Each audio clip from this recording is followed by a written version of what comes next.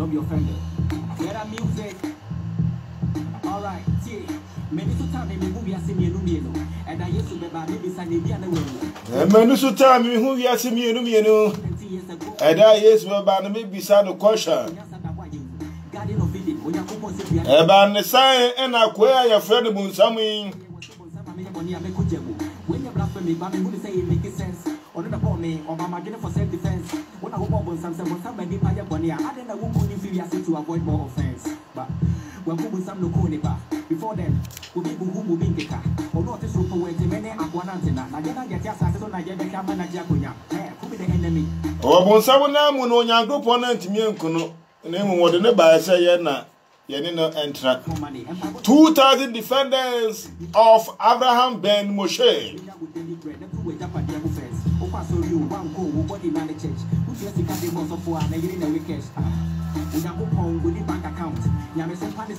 do you say? When you go for the bank account, 22,000 defenders of Abraham Ben Moshe. Any message you know, there might be a we are created to be creative. You know what I say? God expects us to do more. Professor Kupompon, Nana Kwesi Bosompem, I salute you. Many of them are becoming so fear saying, Hey, Bismarck Kusi. And then never come on. Proves that the stories in the Bible are fairy tales. Yeah, my friends. What do you call a quick customer? Say, was he a never baba chirima baba mobiabiamu? I'm a nipping in a say. A year, churocunculum, some I can't add the training in Adano, a answer some. And Yano Kunokrabia or Kremwa, and answer some. And Kwan one more to educate every Some questions. Very relevant. Don't be offended. Get a music. All right, see. Many so time in the movie I see me and I used to be by maybe Sunday be away. A case of 40 Jesus is coming to 20 years ago. And so tell I would do. Common sense in you make the answer that why you Garden of Eden when you coupon say the other way. Yeah, to be on the marble summer went. Quick, Mammy, come in your memo. Bismarck. Yeah, original PK. Nah, at the same. My patcho, common sense experience, me where pa. What's it doing? Oh, opinion. Common sense, I then you pet him and I say ni power general or board the other baby adibo free. I yen or Diama what general doubt Simono. What the show Musuya or Penny Tambiano, Apumudine, any Yari and Yanti, and Yashi and Nipaesa Uniano, Hoye. Common sense, no. Yeah. Wanyano. Anunchi. Odi ayo ho so yi ya se common sense ani pa na obi asese be opanyini wasori adopa na ebia obetutu amika kakra na abo opumudin na ubenya bibi kakra na se ebia na jo anasa no patututu no wosori ya na ne opanyini ani fufuo sisu gitigiti na asese be woda so na se ebia honam yo ya na ya boko pa boni bi anim david okay ene eye adwada bia so du aye nyina ye nim se na common sense family CSF for Aye Crado, Ewo Emilia Radio, Aye Studios. Yewa Germany, Dortmund, Europe, and ya catchy and I say station no Ewo. I'd rather be a near about my Bismakusi Asia. Na the coach about the mine. The far a year 2,000 defenders of Abraham Ben Moshe Massigino. And also no what to me at the Abraham. And then I call a Juada a day catwalk. I wore a year as Busumia a woman a day catwalk. And then 30th November 2020 and Babim watching a 1st December. Nane, the adapt one was on the side, watch them was it and never back and said. So ye Christo na sa wo ge Bible dia o gitron kokro dia wo be kira won say Eya ensemfuom kruche de gru mu ni nyina da. Eye prokro de John. Eye ananse story. Kwaku ananse story ani e ka kire ye no. Eye saa pepepe. Na saa pepepe de a na emre ekwa animu nti no mebo apin eye bismakusi 2000 defenders of Abraham bin Moshe. Na idumadi na ahyeso. Ye from original PK ba ko pe. Ebi ni ba bia. Uhu bi o ba bia. Eye fake. Professor Kupompon ba ko pe. Unia yeko. Opanyi mi da ase na me sha ase no Metia CSF founder Abraham bin Moshe na Matia P Black Yehuda any obi bia was spread Abraham the message na minti me bubo mu na din sam kofa no kware mu ne one stone mu ne sam seseto kwabna mu obi bia CSF fon afa mi de ntia kese ema the 2000 defenders na omufro mu pem na omode omahaban aba a eye sika a ya ye free pem se ye jeje na ye de aboa ma Abraham yetimi enya TV station na ma no na was spread message no liberate ya ma menum eni enuanom mo ye nkurase samra boy ye gine ne patam wuram wote minua ye gi kro bia so bia wa onya data hwe Abraham no se bia e benya TV station na omo so omatimi ahwe Abraham na brainwash no a ye omo de ba be data no Abraham obe liberate omo na omo de adwen no aye aduma nti samre no me de ntiakese mo afei onipa bia pese oba be kan the 2000 defenders no kro bia so a wa brotie kro Ghana na awo ye number no aye +49 15 77 23 67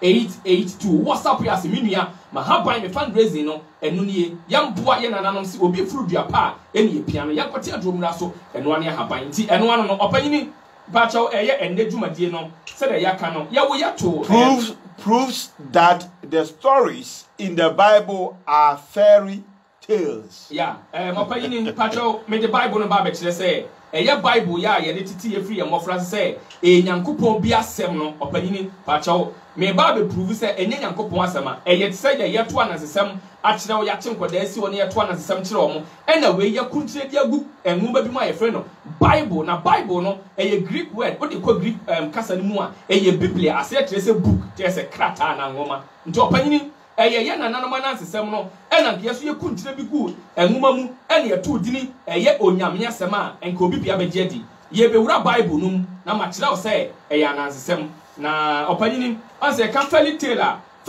no instances are was say fairy tale is an instance of a folklore journey that takes a form of a short story. Examples ni be stories typically features entities such as dwarfs, dragons, giants, talking animals, unicorns, witches, magic or enchantments.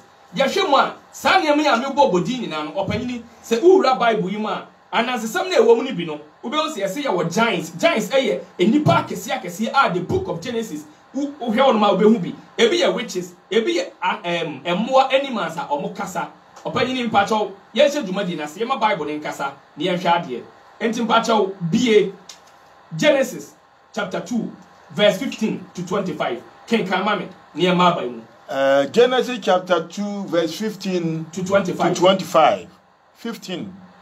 Then the Lord God placed the man in the garden of Eden. Na che say opanyi na say onyankopon sa atami na wodi kan abo nipa ni wiase ni garden of Eden na wie ena nyankopon edi nipa etena garden of Eden pato to aso to cultivate it and guide it. Na che say onua na ondo kenkan.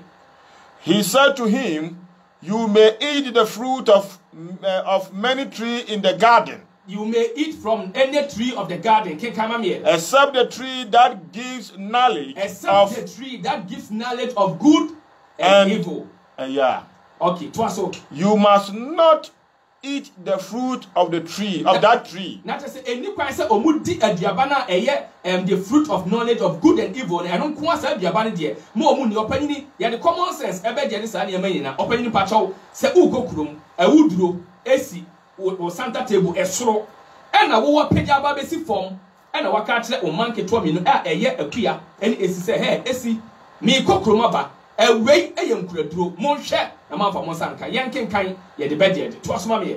If you do, you will die. Na chese sa mo de mo nsa ka aduaba na mu dia mu bewu na se waka kire oba ne se onum enkuraduro na obewu to asoma me. You will die the same day. Ubewu edana nkasa to aso. Then the Lord God said, ena onyankopon ka say, it is not good for the man to live alone. Na say ensem fata say obema no nko betenas na onyankopon common sense besan ya adwuma wa ebra na opanyin obo adiboni na wa hunu say ensem fata say bema no nko betena e ya fe na ba beduru verse 2 chapter 2 verse 15 no and I will say ense say bema no nko atena say na fe say me body say so boafo e ma no what dey kin kan ma me I will make a suitable companion to help him. I will make a suitable companion to help him. So he took some oil from the ground and formed all the animals. That is formed all the animals and also the birds. Then he brought them to the man to see what he would name them. Na che se ebra nyankopon ebo emwa ni na wie no de omo bre be ma na Adam say ontutu omudin kenkan ma me. And that is how they all got their names. Yes, Adam and tutu adibo bi edin to so. So the man named all the birds and all the animals. Kenkan. But not one of them was a suitable companion to help him. Na che se sa emwa na Adam no etutu omu nadi no na ebia no won ma na osepata say obeboa Adam kenkan ma me. Then the Lord God made the man fall into a deep sleep. So the Lord God made the man fall into a deep sleep. Next onyankopon ma bema no eda na ho kenkan. And while he was sleeping, he took out one of the man's ribs and closed up the flesh. So ebra na Adam ne na yemu no ena onyankopon eyi Adam ne mfem pade baako ena ode bo oba no ena okata akuro no so panyini adre bi da yitirim yenyusu no ha mi wi a won story ya yekenkan no mi wi a meka story fufuro bi akyerɛw ne de compare yi ne ahwɛ ade kenkan ma me. He formed a woman out of the rib and brought her to him. Enti ebra na Adam onyankopon yi Adam ne mfem pade baako ena ode nwini oba no ode oba no ebre Adam kenkan. Then the man said, And Adam can say, at last, here is one of my own kind. Bone taken from my bone.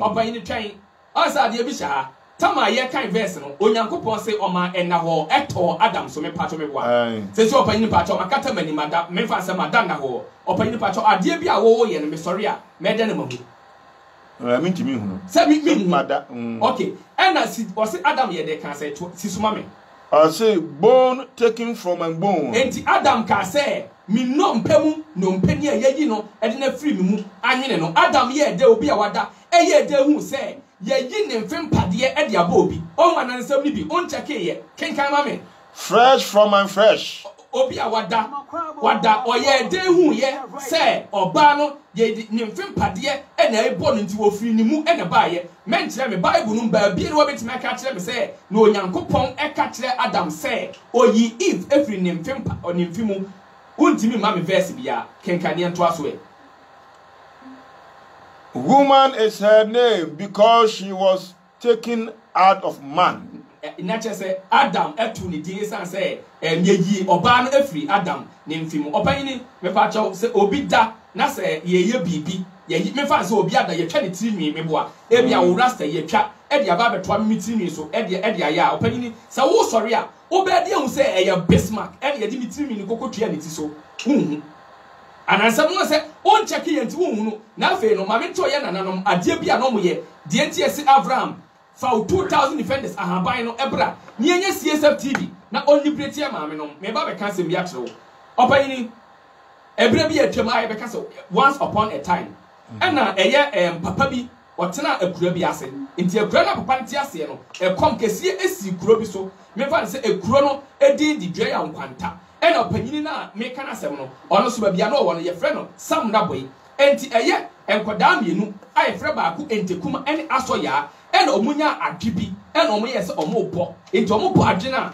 na adwena kwa kowura to tokrokitu abi mu baako no body edi kan no ewuram ye to so mienu wuram eto so miensa no adwe ye manya amiwi ekomasia ena adwe ewura to proemu ma force no ma wuram bi owura tokuro no mu no e no kokoto papa kokora bi e na papa ne ka se me nana e ha ide ye makro we so e ye dan e na ofiri dua kwanta wo pie wo samra boy e na o se nana me pa cho e ye kom ne de ye na me bo madwene e adwene ewura boy mu e na me so mi wura e ba beturu ase e na nana ne to e ye aso ye anim se aso ya e ne ye de beba ne se me wo wura me dan keto ni mo honom me wo ntwene miensa bi si wo ntwene no okwa de beka se fame no a eye twene kese pa no memfa de beka se emfa me ye twene ketoa no fe no owura ho e na twene kese ne ka se emfa me wo se fame wanfa e na twene ketoa no ye se emfa me e no fa e no na se watie nana na sem no opanyini oba ye nana na ka kire se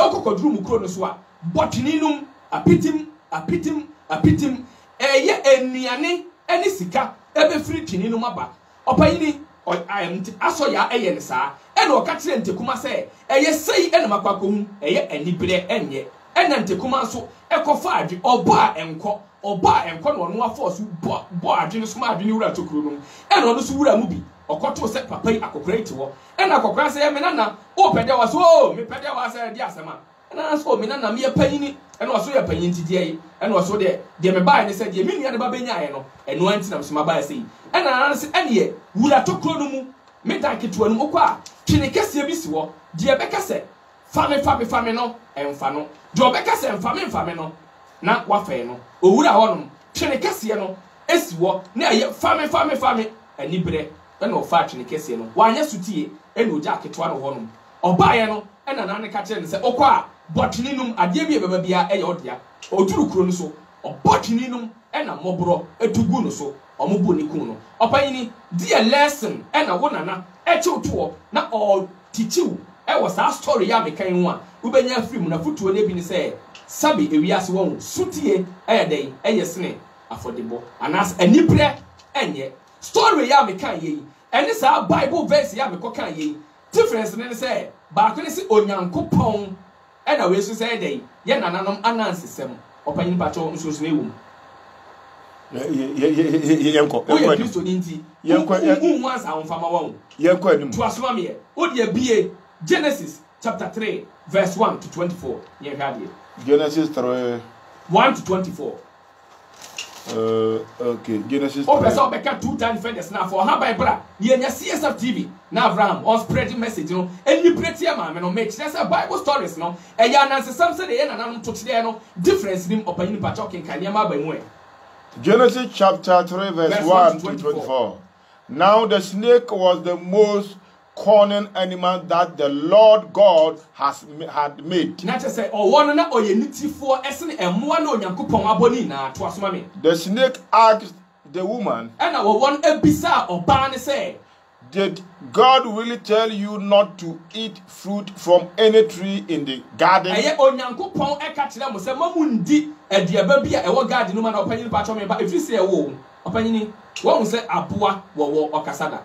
David. Okay, me pacho ye tire ne obuku no no ba bia watifie duri adenti na wogidi se wowo ekasa wafa book no ubiem wo kenkan wo se wowo ne nipa ekasa wanto antwene to asoma me ehoro de eya na ukọ eye Kristo mu no a eya na interpretation mo de man se eye abebuo enti mimi se ma prea se ebeko pote no e wo se wo mutimi bua anim ye hunu apa ni pa je na ya abebuo ya nyame se o se bi free mfa bi nkan ho unse ba bi a se edua ni simfinfin enti finfin wo no emo mu ntindi eno nya abebuo ba se no na de owo idie ba ye obebisa akwashi eno nya abebuo Bible no ba bi e kasa fa abebuo no e kan eno ankasa kire wo se wei e ya abebuo wei e ye statement kenkan ye to aso e enti mi nko so nkan to aso. We may eat the fruit of any tree in the garden. Except the tree in the middle of it. Except the tree in the middle of it. I just said a sick garden in 15 minutes. God told us not to eat the fruit of that tree. Or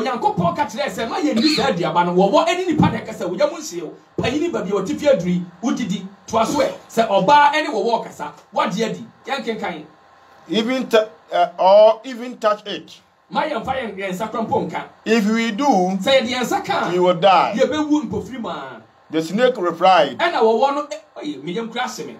that is not true. The entire catch down say, Sansom way ayan and Sam, and our one a poor our barney say, Dionyanko Pokayano, ayan tro, opini, Sansom way, sabi, ayan and Sama, and in a swilly beer, a fairy tale, maybe our own, met someone as a Sambia and a Sadio, the same, twasso. You will not die. God said that because he knows that when you eat it, you will be like God and know what is good and what is bad. Not just I wanted to abandon him say, Onyanko Poka Saka Eddie Dadam, as I say, some of the Monsaka Diabana, Manibe Bie, now I had to say Onyanko Pong. This conversation was between a snake and a man or a human, a woman. And you are not scared. You believe in this story. And as somehow catch the opa, a neighboring 2020, while Mowani Swa said Dada, me pacho, wo, and obey Casa, oh, catch them say a reality. I see your penny, young Twasso. The woman saw how beautiful the tree was. And the Oban and Diaban Oban any wafe, Twasso. And how good its fruits would be to eat. And she thought how wonderful it would to be to become wise. So she took some of the fruit and ate it.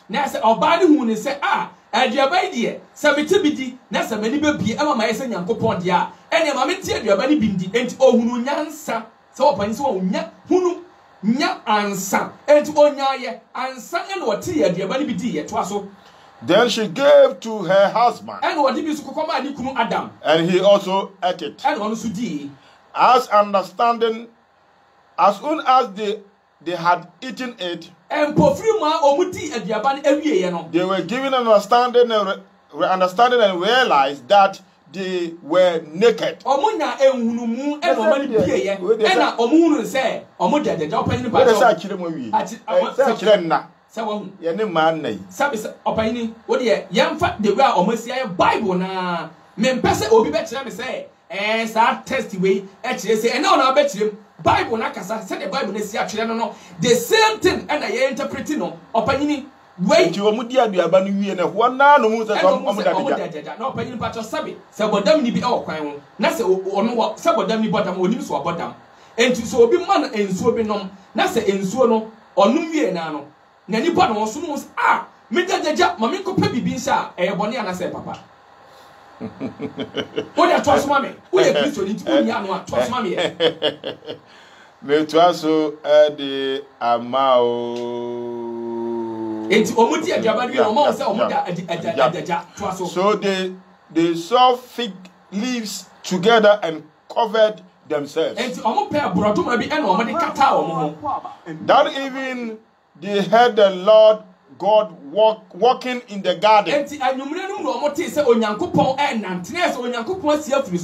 Elba form nante opanyini enti babia watifia dri wo so makena makosku na my said enti wo just story we di say onyankopon enu wasi afiri soro enu oba enu Adam and Eve e wo garden mu enu onyankopon nante enu omote ye waje dia opanyini to aswan de hwade. And they hide from him among the trees. Enti omokoko himta onyankopon e odua bi achi. But the Lord God called out to the man. As Onyankopon different. Where are you? Adam. He answered, we are limited. Onyankopon babia wo firi soro ba no automatically wa hunu babia na omayinta obanante ya o hwe omo autotunani na Adam wo hin otiam hu Adam wo hin and Adam say opanyi Nyankopon ya hinta odua bi achi we enya na nsa na metotira wo de to aso e. I heard you in the garden.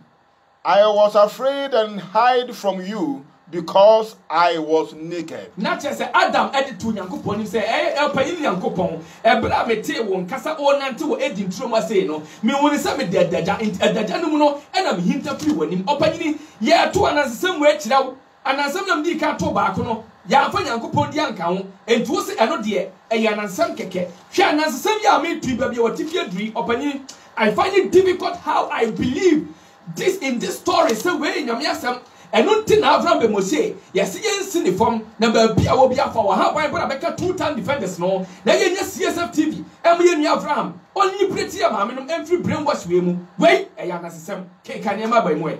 Who told you that you were naked? And Onyankopon so bu Adam say na Adam opani hwe wo refi wo ha say Onyankopon bi Adam say Adam why na ka kire mo say mu ye naked opani patcho me ba e bra na wo wo no ene oba no have that conversation patcho na Nyankopon o te soro no patcho na wada anana o senior no ya the foforo na o ya the foforo opani he was busy doing something opani e to na bia o ya na me ra ko say said ayede no Nyankopon ya the foforo opani ayede na metimi believe said ya asabi nya said na metirim ayede na metimi believe in this story. This is why Abraham ben Mose is awesome because opani eno no asade we en kan ye beje didi akọ owom we ya na sesam ene ya na nsam a me baba tu de mi wi a se obe hu sunsun de mu a kenkan ya ma ba mu e.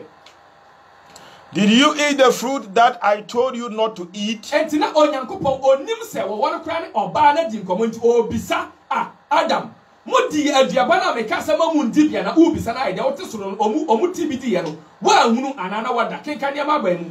The man answered, and Abema to Nyankopon say, the woman you put here with me gave me the fruit. That is the first blame about we say. Bema ni ye go Nyankopon me nyam yam timba bi ma soma sa kokobo ba bia ma me oba na me soma wa kokobo na ma me no me dey kam timba bi na asem bia ni wo me fa me san koka duaba no oba no na de san koka duaba o ye oba book wey ama bema the first blame oba yi wono na ti anibie ba wi ase no bema ni ye agunu so say Ebrade o wa asem bia donwe oba no me dey nyam ya kenkan ya ma ba mu e. And I ate it. And I me di aduaba no.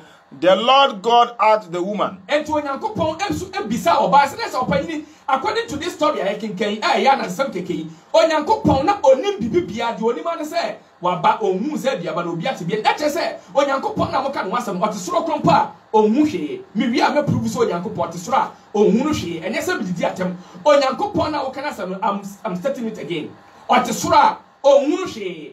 And what me decide election Ghana eba between say obi se me prophet na mahundo oba wini obwa me beto so nyame no tesoro no onhu no hwe kenkan ya ma ba mu. Why did you do this? Enti nyanko oba Nyankopon ka say if aden na wo ye say nyam bransa mu eto so e. And she replied that the snake tricked me into eating. And oba no so bua say Ewurade eye wo no ene dada me ene me di ye kenkan ye. Then the Lord God said to the snake, and Nyankopon so na say opani we a system of judgment na say court system no Onyankopon and ono kwan na ye we them the judge and obisa ayo tutu obia no and obisa wo no say wo adan na me nsuma wo ba be dada nipa say opani do chosma me kenkan. You will be punished. You will be punished for this. And Nyankopon ka say owo metwe waso e wasa de opani nipa chore ba ye waso tue bia won e ba betre wa de ni pese de ma no wo opani pike wo ye kristoni e na wo ensuo yi enie e ya wudru poison e na wo kokrom e na wo ka kire oba wadi 3 years akoda 3 years onim hwe wakoyi ensuo we ye poison afiri odrop ma watum e na odi poison aba be si fom e na waka kire oba 3 years e fe na esi se esi ensuo ya me de esi ye poison ya wudru hwe e na wamfa won sa nka nsuo yi wo de won sa kana no ma ubewu opanyin pacho e na wo wasa kwatempuma me ye the same way as the Bible story we have read e na wakwatempuma mu wo onkoye wo e na akwada na fa ensuo na poison no e na akwada na bia no e na akwada ndi nsuo ni tua no e na opanyin pike wo tempuma mu wo na wo hwe oba no e na wo hwe na akwada na e nom akwada na no poison na wi a wo opanyin pike udim ni kaba oba yeso a ye esi poison na make say esi emfa won sanka no e na wo de won sanka no mu won e de bo mesenya bo de opanyin pacho sabe. Give me a perfect description for this man yewo say pe de wo kan de na ke say ninim de wo fom adiatum German aban wan ha ye do betum be 100 million years with hard labor because sabe adeɛ wei sabi and trust mu nyansanim any story now making free Bible now make catches echo corners story it has nothing to do with any god no and the same thing opani and this year was so bia eya wo a me de wa representing Nyankopɔn no and yes mo asotwe no enye wo no to aso ne hade say obi nso ebe ka say Onyankopɔn mom he gave them instruction me pato me ba tio na mi wa no you made me say German law ya law okromu a say ni say ye ni di mfa nto abonten ma dia tum den na ye wasoki practice for mbeye saade no fantastic nti ye twewa na ya twewa so ma me nte wade nti na Abraham be mo say adwene na anya adwuma body ni bebre me pato akoda o 3 years say oye boni bi ya ye twena so o say akoda o 3 years oye minor Sawon.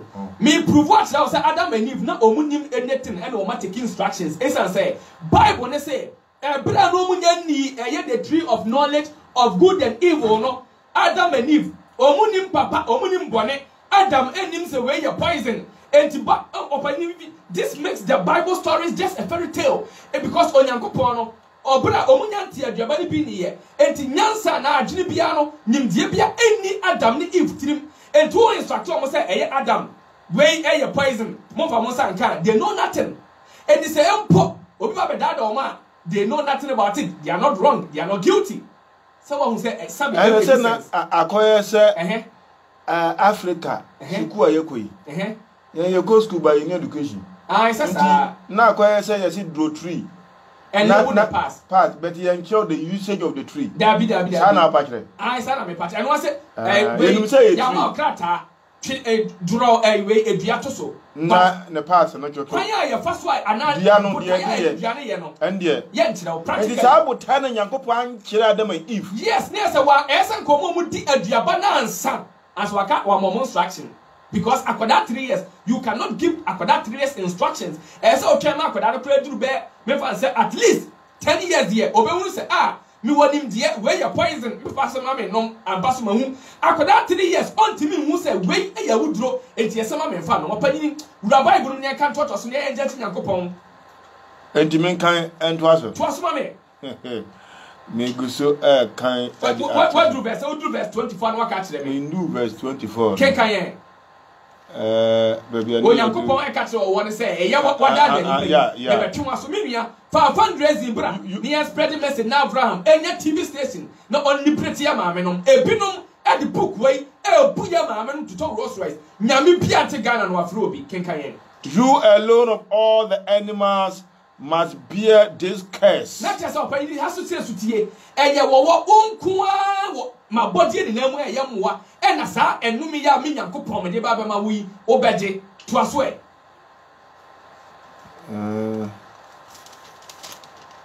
I mean alone yeah. From now on you will crawl on your belly.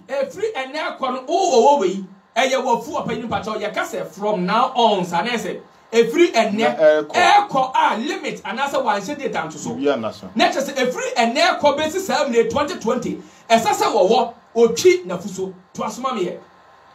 And you will have to eat dust as long as you live. Every and echo in wo we eye netie any wo fu opani pacho me ba every echo no Nyankopon no Bible no according to the story no or ye emphatic or say emwo mu nina opani pacho sonsono oye owo David o opani pacho ye Kristo ni mani abere me pacho opani pike me pacho ni die mu me say sonsono oye wowo sonso nya owo me pacho sonsono onantina fuso anase onantina fuso me pacho sonsono oni natie me pacho wowo di natie o se de won ke kan ya baba mu ba me kan I will make you and the woman hate each other. Enti Nyankopon say memma woni oba no we a emphatic statement ade a me pen say book ya kire na ho obi se me na me be kirem master enyo na obe kirem Bible na ka sama we are interpreting it same as it has been written and to say or the or type of any battle we so asem ene mania bre osu too much esa so ye Kristo ni me pa chaw o se dey me a time battle woni oba no me pa chaw owo o ka be ma na on ka be ma Oka bema. Wo aka ne yonko aboa na onka ne yonko aboa. Oka no yonko aboa. Enu mi we onyankopon say every eneko that means before this case no na owo no na onka aboa me boa na onka oba onka bema. Enu onyame say me ma sponsor your specification. So we are specific word bi ho every eneko wo owo we eye netie ene se wudi emmoa mu nina amongst all animals wo fusu ene se wo nanti enye no kra yentro wo oni netie sonsun di netie sonsun echi na fusu kenkan ye ba mu e na asesem keke. Her offsprings and yours will always be enemies. So aswe her offsprings will crush your head and you will bite her offspring heel. So aso. And he said to the woman, I will increase your trouble in pregnancy. Opanyi twa me yemahye na wose agumi. Obibia we bema a wunu se kwan oba e fa so a woda no won. Me pa cho me wi a won ko YouTube ne po kwan a oba e fa so ye ji oba wo opanyi se wonim wo ye oba na wutie me. Na se wonim na wuti Bible wedi. Na se okasa Nyankopon asem a sabi na mi mu asem a me fama wo. Onyankopon se every eneko wo oba we esan se sabi wantie masem no me ba be ma oyaw kese e na aba wa wuwo mu ene wunyinsɛn mu se wo ye oba na se wonim how and the pain you endure during pregnancy till childbearing opanini me ja se oba besia etimi ka se me je Bible di se nyame asem kenkan ne Bible mu e. And your pain in giving birth. In spite of this, you will still have desire for your husband. Na chese onyankopon se oba me twa so me chese owu a me mo fa oye omu ama ye nua ma binum etimi fa oye omu efa hu. Why? Eno onyankopon se uwi a mese ama wani asa gina ukunu enya no kure enya oba nko na engina ni kunu. Bema ensu na ni gina na yere enya no kure to aso ya na nsam keke kenkan. Yet you will be subject to him. Not just over shep bemas when you know master. Upa Europe as you to make control bas or shep bemas and you know. And he said to the man, you listen to your wife and eat the fruit which I told you not to eat. Not just a utia way that's some idea the abana make us amended into also jodi at waso. Because of what you've done, as a one team as no yes I didn't. The ground will be under a curse. Not just assassins so by no yama over bless him when him 50,000 what did he? You will have to work hard all your life to make it produce enough food for you. My men 200 him so. On said there was specification of certain things. Hey, I no me munchitemu and when yamete what diamond me boa and what do about diamano and what the bema diamano and was it bema ni dia or best sweat or bema assassino I am no me sabe ya or be better was so me pacho me ma kwa na yaduma wi ase Dabi e ma nya aduma that means say oba yaduma was so asaso that means oba na eni kwa say o struggle me boa oba ni me boa say ohia bibi oba ni say no me no oba ni nka ho ohia twiro no mu yie pa dia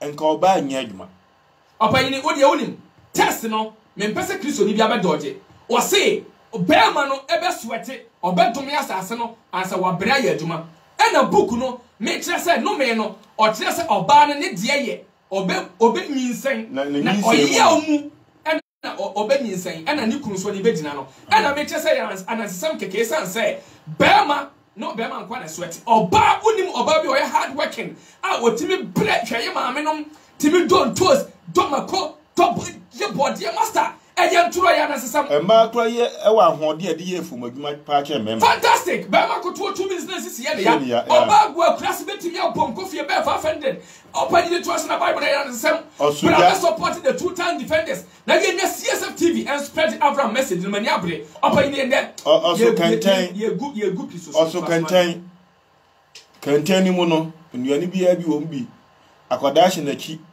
osanyam ni nyina otimi nya sa strength no oba oya adwuma e dey support bema ni oho bebre say anjara make onno ye jama chance fantastic e wura Bible no ma me it will produce weeds and thorns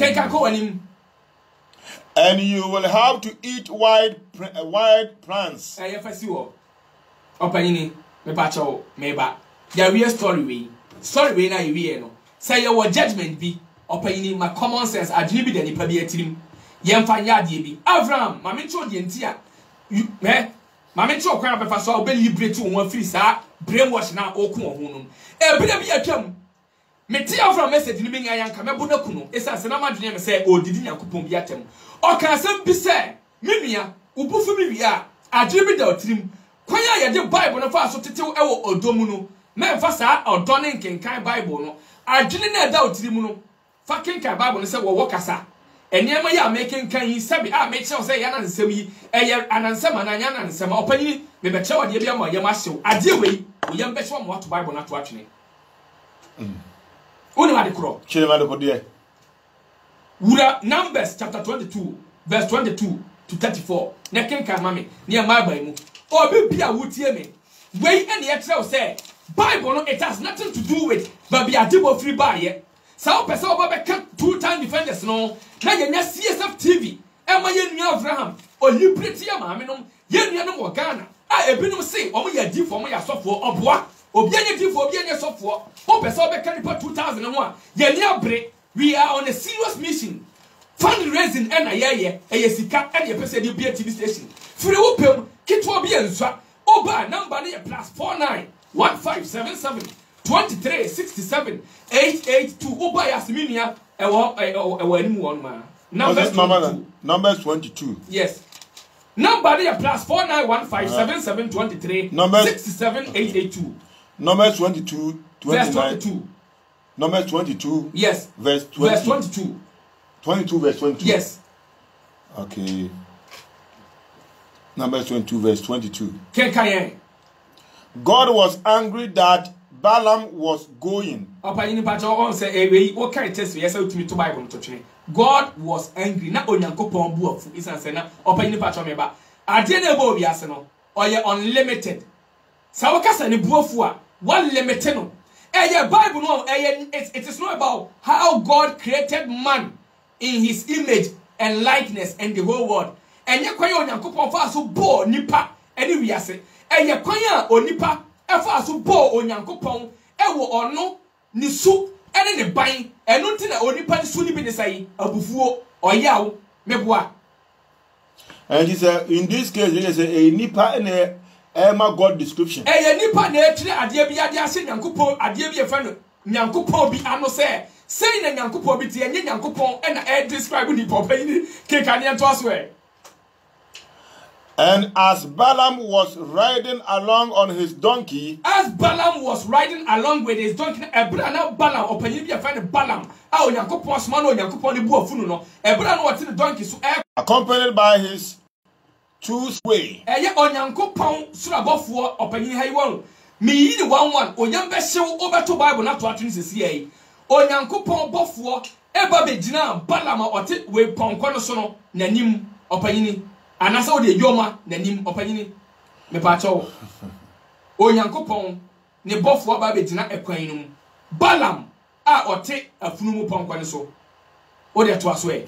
When the donkey saw the angel standing there holding a sword, when the donkey saw the angel in the road holding a sword, opanyini pa cho hwa dia bi hwa obeto Bible na to atwene sisi practically hwa wait donkey ni ya abuwa fa ne se aponche ahu angel ana aponche wo fie wo hu bibi opanyini tell me how will you know say ma bua aponche no wo hu bibi na wo be document edegu enwoma kire me.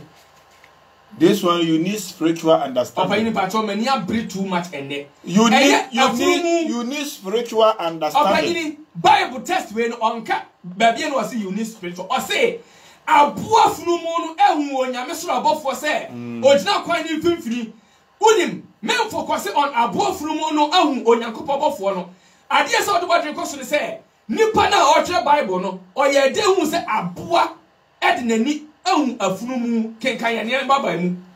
It left the road and turned into the field. Enti abua no edane free baby na obofo ni gina no kenkan ya. Balaam beat the donkey and brought it back on to the road. Esa say Balaam de no onim de asi enti odi aba e board afurumu no ema afurumu no esa ba kwan no biem to aso e. Then the angel stood where the road where the road enti obofo narrowed. Obofo esan eba begina babia afurumu no edani nani ekireye no toaso e between the two vineyards and had a stone wall on each side. Oh, not just say a war, ever had a war, and yes, a first war, and a buffon about betting fini, and a buono, as I done in any free buffon, as I said, no balam dear, or Munu buffon, can Casavana and someone to Bible and watching our toss way.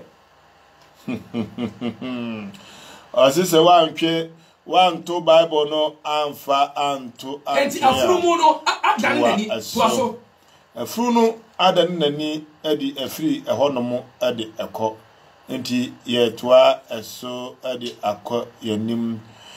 And as again Balaam beat the donkey. Anti Balaam esan twa ba sa bo afrumunu biem.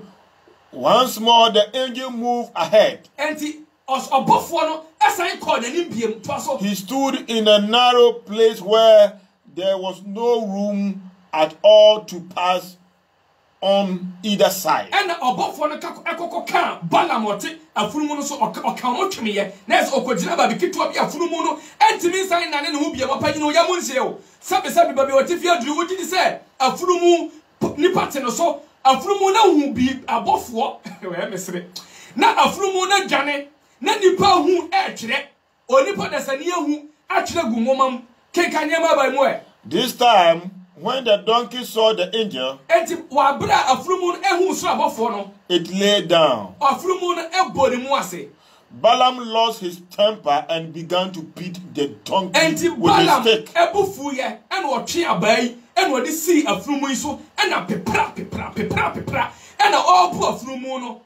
Then the Lord gave the donkey the power of speech. And it's said to Balaam. When Babiotifia do university graduate, SS graduate, so call him Jesus Sabi young man school now. Who did this man me a pape? A poor 8 minute pack of some money ye. Opinion patch Radiabi. Me pass a walk of chrome, Bavra Mosere Kaye. And I was sabi what top more day ba. And I will clam my head out of Fufie. Who that young one man a cram and show him, sir. And I said, Bossu. Please, can you give me small of the food to eat or tell me, reality. Will you run away or you will have the courage to ask a fruit away a friend? Let me be honest. And come back to something. Oh, better something. Say, Kraman Cassa. Oh, but anyway, dear, and yet Balaam. Oh, be up and one said, common sense. I dream it to them, Jenny. Nipa on Mr. Abuai Casada. Nanny Padabos Abuai Casa. The first instance. Nipa de beti boom ajane Bible na ya na 70 hwede nipa ne be ye to aso. What have I done? What have I done to you? Why have you beaten me these 3 times? Enti afurumu no ka kire ni wura ne se eye mi wura e die be na manye wa buru mi mpresa suwe opanyini nipa de ma ansi no obeya de bi hwade. Balaam answered, because you have made a fool of me. Minia, Mr. Babia Timbia to book to twine why. Nipana onte se aboy kasadano, aboy kasano, first time. Nipani yaman seno, Nipana nyan free abuano so, and a nipano so ebua abuani se. Mammy, waiting ya catch out say, Bible and free and kupobia, and then Yamibia no masem, Ayana sem, Namibia, may Babet no be. Now watch them the difference between this and yet another man as some Babet no. Kanyama by mwe. Emreno ayabe. Emreno yemreno enyayabe. Inti making come. First mami. Emreno enya aye ebe edi awi. Okay me ba if I had a sword I would kill you. Mami kaning na. The donkey replied, I am not the same donkey on which you have ridden all your life. All your life. Have I ever treated you like this before? No, he answered. So, yes, there was a conversation between the Balaam, who is a human being, and the donkey, the animal. Yeah, not just say, Balaam editor, now born him say, Minim the enti a ye kwana wagina enti se wugina ye nti ena maka wo mpremprensa no ena abo ne ka se unim the enti a eye obofo ena ma hunu opanyini me pa chaw conversation we I course yi baby anipa yatifia du 2020 opanyini I wonder how and why I believed in these stories. A baby and I mean message no in conclusion wait next week ya be part 2 now where you know make sure say this story nasisam fairy tale to say nananom ekase baby atwam na kwakwa na sinte kuma ne aso ya wei omodi nyankopon di keke na to so hunahuna and omodi heaven and hell ashem ehunahuna enti ne say fa usika bra ne yen beka nipa 2000 na yen nya nipa 2000 na yanso excuse me na yen CSF TV ema yen ya vrambe mo say ema ne spread message no enu yen kurase ema ye maame nom sabe bra omo bre no omo so omo nibi enye obi ena be fe no so esofo na wadie maame no sika opanyini sabe ensem ya me de tu dwai agire mi de onipa bi atirim onfa checking we say we eya ade esi reality ana we eya anasesam si so sense wa na se mitie de o kan nyina no adukosi a de opesa wo kire enipa enne se ye wo bra bi a wo se ye bo e wo asase ya yetisui yeah fantastic kamenso akwese o kasa mu nyina ni abram de mu nyina kire se ase tutumfo ya mo bodoto abrabo ye enjoy life yeah opanyini pato de ntia de o kan na kure ne se sabi Europe and as American countries opanyini a few of them murofuna omoye and still brainwash no broni bia enya me kan test with here no unim otuesi de mu so say what a donkey and a human being was talking and say sir momo na nanoma twa nwoma we di abre onsa momo nyini koye krom kowe ebi masoa no World Cup ye yadifo ene yankopon bia frɛ ye opanyini in conclusion enu tin yesi yankopon bia mfrɛ nipa Bible no sa de wan yankopon no eye din keke no ma create di ama no it doesn't exist. Din keke na ya create edi ama no it doesn't exist. Eno na oka ho asem. Ni atie no se nyame enu ni me no me yo Kristo ni mapa. Me kwa sorry meje hye ni nyina abitum na emum no my understanding in life no aya na different because to me myself no I know said there's difference between religion and Christianity. Baby me dem ehun minimum da se enmom woma yadibo mu keke enka ho ye ka religion no se nka ade bia wuri bia na ya bibia pen ya twi ya gwene edi asiso se edu ba bribi ye na ya santo anom wo mo ye se ni se na ye ensanda ho de mayem ntina ye gubo bi se sankofa yenchi o sanko wachia ekofa yeti ya kasa wure no a it means go and do correction recycling ya wo ye mri bia entwe yiye no anya ye no sanda ni mu na emeye yie reincarnation rewriting yes a bibia asipen bia bibi wo mu na nka wo se ni se enye ni se na foforo na ye na foforo na nye kama intimisro media mi mu ye na nanoma ni mutia ade kire se fufu ayedi ye na nanom ina hwehwe hunu se wo de banche ene brode wo kabom na edua na esi wo no utwa papa mu no yimu no na onya wo mana de gbogbo so ebe dane ade foforo na oye nkwan so a wo de nam we wo de ya wo de geno twetwa gu ho na ayi nyanyan de no de free ho na amani taste se saade ni nyina yegusu ye dia then we should give honor to our ancestors. Fantastic. That is my belief. Fantastic. Si yegusu ye sanema we ne ye feel proud wa abrokira ye we apem esaba akon ebi nam 10 euro ebi nam 20 euro that question na ye 100 cities in Ghana. Yes. Ye do abroki mama pra ye preto ye nua ni di no enti wa bisa ho pense enti eye kontomra bom no kra no ba ne se no mu se kontomra no kra ye di kontomi no eye se wonua na wopoto eno that is education. Yes, I call that one education. The school that we are schooling in Africa no eye brainwash enti ye ni education biem enei ye nananom hunu se ye notie na ye notie no so ye nature ade bia pro a ye dotie enti no woma no ye dua nature waduo no ye dua nature kukuo no pot no a wonu amu aduane no ye nwea eno so ye nature enti everything that they do in relation. They related to each other, so they embrace each other. In soon that assassin so nature. You see, in Urano banking one so if assassin you peer in the womudi, and everything they were eating was of nature. Tin ya say I can human did not a natural nature no, and one no, na prove a natural no nature. And then no, ye dear the fufro. But ye took one so dear ye pray. See a bit did ye and an much lay. Eti, Mummy and her on to ye. I saw them me call me go so a meko. Not me patch. Then I get them to dear. I know you're different. Yeah, upon his never be a do their patch and there.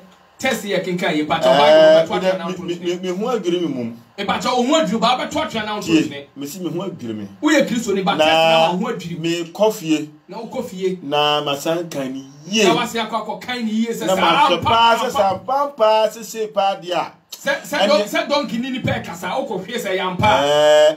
Because me young nipa. Me nipa, me call muda. Into all Bible, no kind in this work. Me can Sanema, say your cross and a beer, I can't bet yes. Two cocaine say, I'm passing out what any peckers. Sir, come. Obedient to me, Clement said COME. A with different meaning. Come is come. Okay, not as if it will be to me can say come get a brano. Now be to me can say a brana so that a bra. Not as say Brabby a jump go once the Yansa bonnet neti at the fruit young Kenson Cabadiatum says in Tecuman now come here. Yes, a property and the Nancy. Obecas opening. Na eno kura na ya na me gbinom se e de ye na nanum timi nya no e de yes ah o se na omo yanso no mo de ka bibia akire yen o ewiase no na se kokko na se ade ne bebo fom no e na ye na nyansa aso ye hu kokko na se bia o ba bia da na mpacha won so abofo da yempom oh opani mpacha won so abofo da yempom o final word ni sorry oh opani me final word ni say next week, any panum be enya be enhwe we YouTube. And next week, you be streaming after YouTube and so you be the total defenders no YouTube page no you be in the come and 2% what they will fundraising ahaban sikana free wo peminia opani imagine say nka one ti Abraham message na odi ubeko owuom ubetua tight collection ubeso seed nika ayobo opani say Abraham a liberate wa kakra bia odi ba na ye ma no mo ye nkurase o mate Abraham nka no firi upem o pese obeke ho a number no eye +491577236788 to mama yampoa na ye ni nasabe ya ma menom o mutimi enti Abraham ne message ni bi me to bi biase yo mama nka message mi enu na fe answer so Orlando Bismarck Kwe o se CSF and Charles o se so here live nana kwesi bosompem also live kwaku ebel or say greetings family sir and watchum David Didon or say this guy is naive because if you have not encountered God through word of God you will continue behave like this, but not someone like me. We have encountered and also exercised the power of God, so we can give testimony upon testimony. Okay, very good. Akushika and so or the inabetuga. Kaya Kofi effort get rich or see. Help destroy all the religious books, all the religious books and the science books. You will get new religion, but the science book will be back the same as they were before. You don't need a common sense to become a religious person.